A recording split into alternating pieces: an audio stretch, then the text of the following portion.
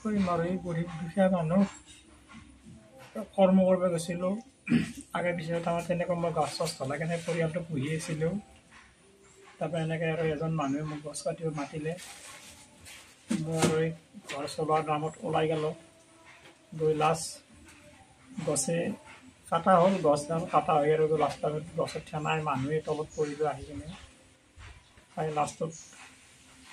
মেডিকেলত গ'লোঁ মই যাই মোৰ চিকিৎসা সম্পূৰ্ণ নহ'ল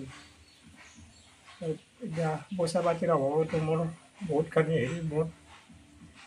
মই অকল মূল মানুহ এতিয়া আৰু মানে চবফালে মোৰ অসুবিধা আগে পিছে কোনো নাই তেনেকৈ পইচা পাতিৰ অভাৱত যেতিয়া মানে মোৰ হেৰি নহ'ল তাতে মেডিকেলত সদায় ৰাখিব দিয়ে আৰু মোক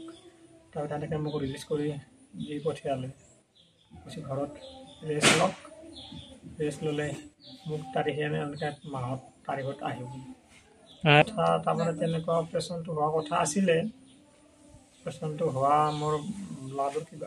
মোৰ বুকুৰ কিবা এটা প্ৰব্লেম পালে তেখেতসকলে তাৰপৰাই মোৰ অপাৰেশ্যনটো কেঞ্চেল কৰিলে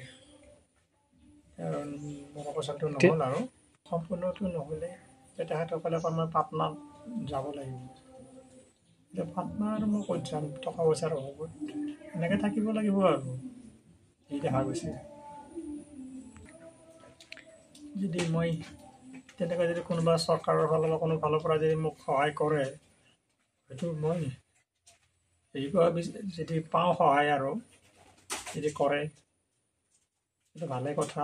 আৰু নহ'লে আৰু মোৰতো আৰু আগে পিছে নায়েই কোনো বিচনাত পৰিয়ে আৰু মই থাকিব লাগিব আৰু